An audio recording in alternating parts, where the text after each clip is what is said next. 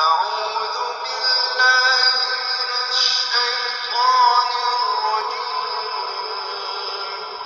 بسم الله الرحمن الرحيم.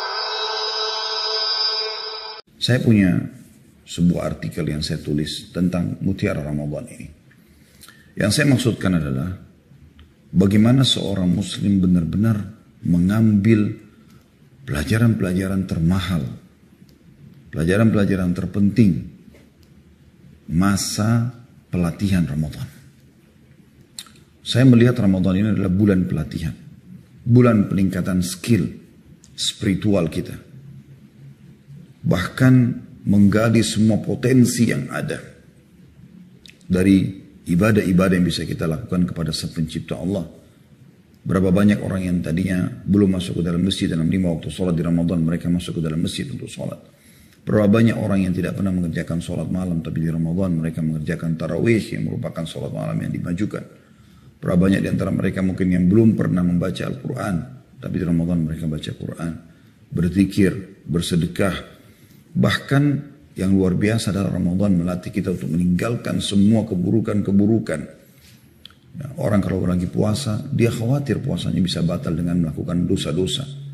Maka ini adalah bulan pelatihan. Teman-teman sekalian, dalam waktu dekat kita akan tiba insya Allah di 1 Syawal. Semoga Allah panjangkan umur kita di atas ketaatan. Dan kita akan bergembira dengan Idul Fitri.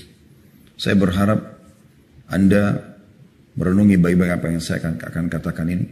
Ucapkan Alhamdulillah, bersyukur kepada Allah di Idul Fitri nanti. Karena Anda telah Allah mudahkan mendapatkan Ramadan dan mendapatkan pelatihan ibadah di Ramadan yang Anda akan siap terapkan setelah Ramadan. Ya, ini yang saya maksudkan mutiara Ramadan.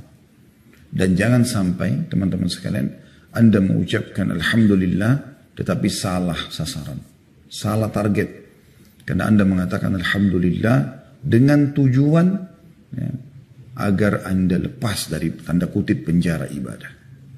Anda sudah tidak lagi berpuasa. Alhamdulillah tidak lagi puasa. Alhamdulillah tidak lagi sholat tarawih. Alhamdulillah tidak perlu lagi ke masjid. Alhamdulillah tidak perlu lagi berzikir. Tidak perlu lagi berdoa. Tidak perlu lagi bersedekah. Bahkan Alhamdulillah sekarang sudah boleh buka aurat. Sudah boleh melakukan kemaksiatan-kemaksiatan. Akhi muslim dan ukhti muslimah. Ramadan bulan mulia. Allah datangkan setahun sekali untuk pelatihan. Bukankah Anda merasa rugi pada saat Anda sudah melakukan training selama sebulan? Bahkan seringkali kalau perusahaan-perusahaan mengadakan training, biasanya training itu biayanya mahal. Kadang-kadang untuk meningkatkan satu skill saja. Mungkin jujur, mungkin amanah, mungkin ini dan itu. Dan kita tidak asing lagi di Indonesia ada lembaga-lembaga training peningkatan skill spiritual.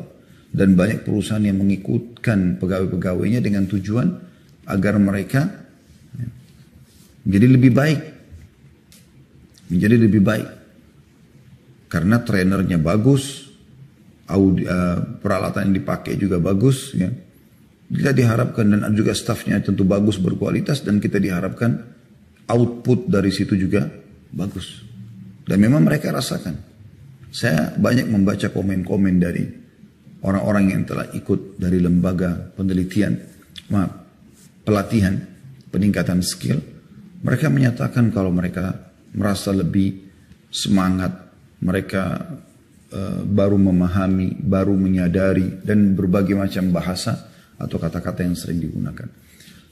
Ramadan teman-teman adalah lembaga training terbesar di dunia. Gratis. Trainernya bukan lagi manusia, tapi Allah subhanahu wa ta'ala. Staffnya bukan lagi manusia dari tenaga ahli, tapi para malaikat. Dan pesertanya terbanyak di dunia. Anda pergi ke benua Amerika, Anda ke benua Eropa, Anda ke Asia, Anda ke Afrika, Anda ke Australia, semuanya. Anda akan temukan semua yang mengaku muslim, dari kecil sampai yang besar. Walaupun sebenarnya yang diwajibkan adalah orang yang sudah balik. Tapi dari anak-anak pun kita temukan banyak di antara mereka yang mengikuti pelatihan Ramadan ini. Mereka berlumba-lumba menahan hawa nafsu mereka. Makanan, minuman, syahwat, bahkan pada pasangan halal pun suami istri di siang hari Ramadan mereka tidak melakukannya. Karena mereka tahu ini dilarang oleh Sang Pencipta Allah. Malam hari mereka sibuk dengan cara mendirikan malamnya dengan sholat tarawih, yaitu sholat malam yang dimajukan. Mereka sibuk meninggalkan maksiat-maksiat. Bahkan di Ramadan ini kita menjadi pekah sekali. Kalau ada kita lihat saudara muslim yang tidak puasa, kita jadi tanda tanya, kenapa nggak puasa? Atau ada teman kantor kita yang melakukan dosa, mungkin kita mengingatkan, lagi puasa. Bahkan tidak jarang yang halal pun, tapi karena dilarang kita berhati-hati. Misal suami istri pada saat terjadi interaksi mungkin akan menuju kepada syahwat. Mungkin suami atau istri mengingatkan pasangannya, lagi puasa, nggak boleh. Jadi betul-betul kita sedang di training ya, dengan luar biasa gitu, pembentukan karakter muslim yang sangat kokoh ya. Dan itu yang Allah Subhanahu wa taala sebutkan teman-teman sekalian di ayat Al-Qur'an yang sering kali kita dengarkan dari para penceramah kita, dari para dai, para kiai kita ya. Surah Al-Baqarah surah nomor 2 ayat 183. A'udzu billahi minasyaitonir rajim. Ya ayyuhalladzina amanu kutiba alaikumus siyamu kama kutiba alal ladzina min qablikum la'allakum tattaqun. Ya. Jadi Allah mengatakan, hai orang-orang beriman, telah diwajibkan atas kalian berpuasa sebagaimana diwajibkan kepada orang-orang sebelum kalian. Kalau bahasa lainnya juga, telah dibuatkan untuk kalian program pelatihan puasa dengan segala macam ya, perintah-perintah kebaikan di dalamnya. Karena memang semua yang diperintahkan agama pasti baik.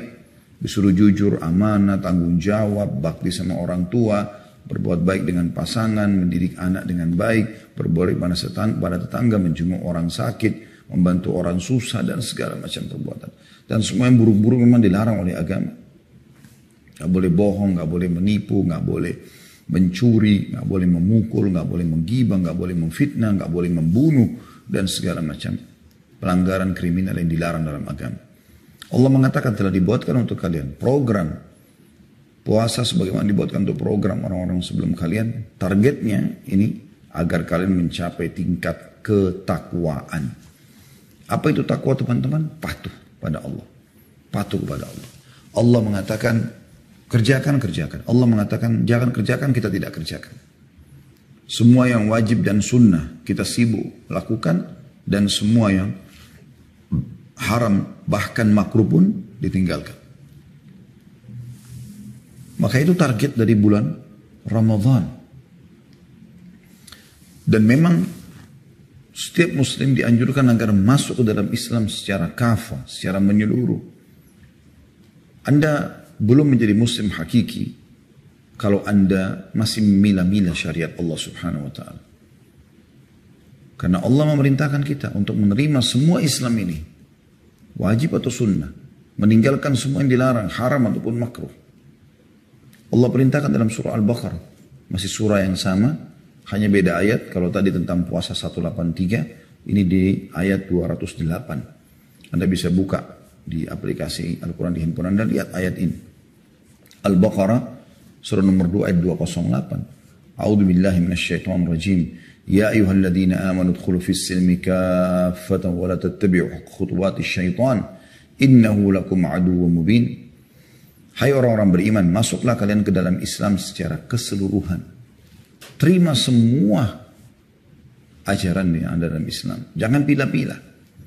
Baru kalian menjadi muslim yang hakiki. Dan jangan kamu turuti langkah-langkah syaitan. Maksudnya dalam membuat kalian menerima sebagian dan menolak sebagian. Atau lalai dalam mengamalkan dan menerima. Juga mempertahankan tentang Islam itu. Karena sesungguhnya dia adalah musuh yang nyata untuk kalian. Jadi benar-benar memang Ramadan ini adalah bulan pembentukan itu. Ya.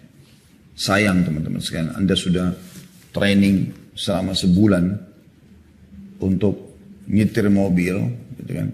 Setelah itu Anda tidak pernah praktikin. Kadang-kadang orang training mobil cuma 3 hari, 1 pekan udah bisa kan gitu. Bagaimana kalau sebulan, lalu kemudian dia tidak pernah sama sekali menyetir mobil, kan sayang ilmunya. Atau dia kursus bahasa Inggris, bahasa Arab, bisa sama seorang profesor, bayar mahal 1 bulan. Setelah itu dia tidak pernah praktekin kosakatanya sama sekali. Kan rugi. Dan semua jenis-jenis pelatihan Anda pernah ikuti. Sayang sekali.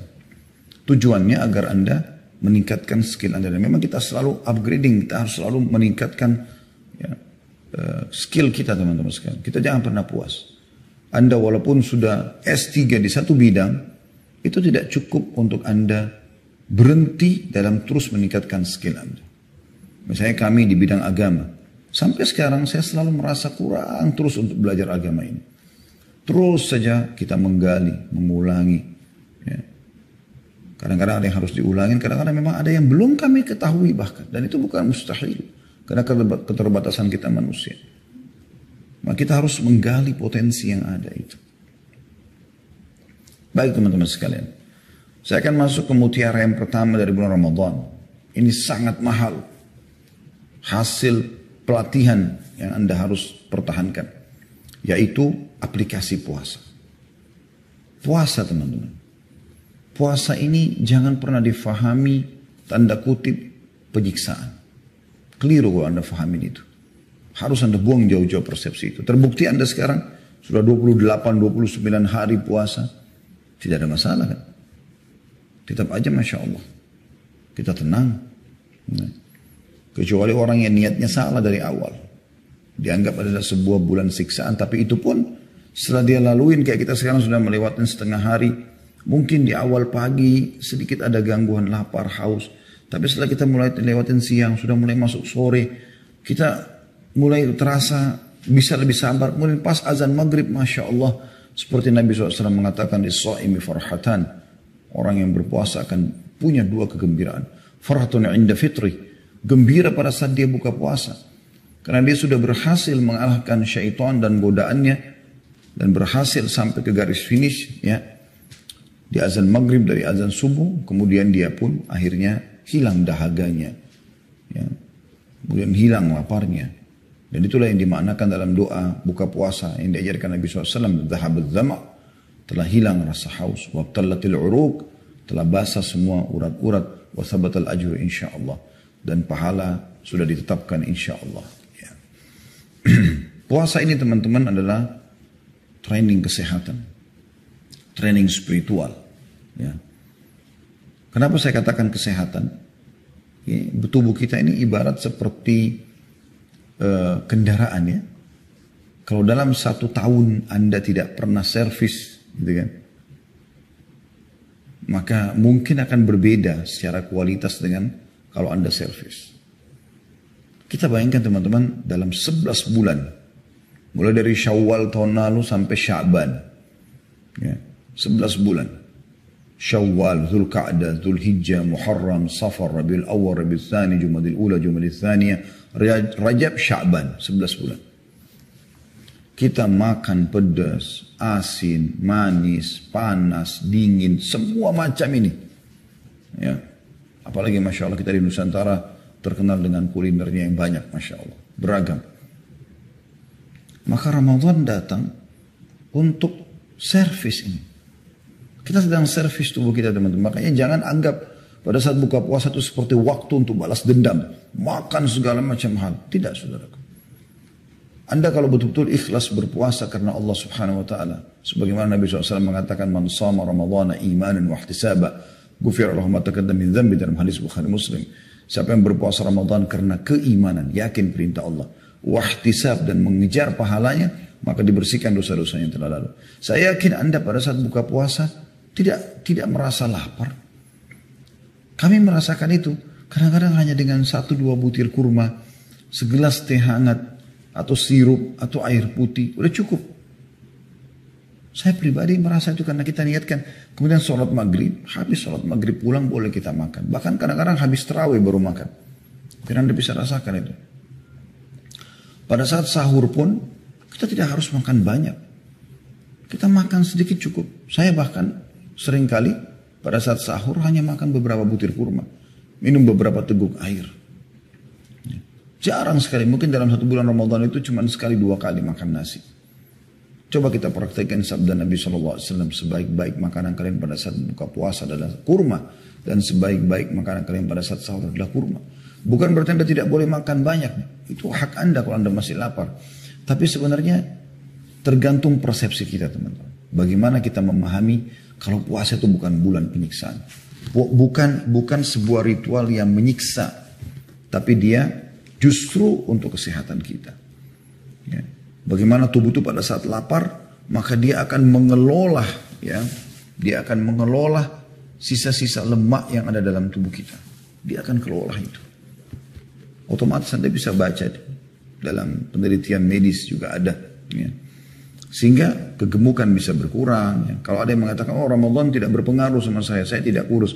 Mungkin pola makan Anda. Karena Anda jadikan pada saat buka puasa pelampiasan. Bahkan pernah orang yang mengaku sama saya Ramadan lebih kuat makan. Pada saat buka puasa, kemudian nanti jam 10 malam makan lagi, jam 3 makan lagi. Jadi banyak sekali. Itu baru makanan main course-nya, makanan beratnya. Belum yang cemil-cemilannya dan seterusnya. Subhanallah, orang seperti ini mungkin belum memahami makna Ramadan, makna puasa. Bukan seperti itu. Coba perbaikin persepsi Anda. Anda akan rasakan manfaat kesehatan yang luar biasa setelah Idul Fitri nanti. Luar biasa.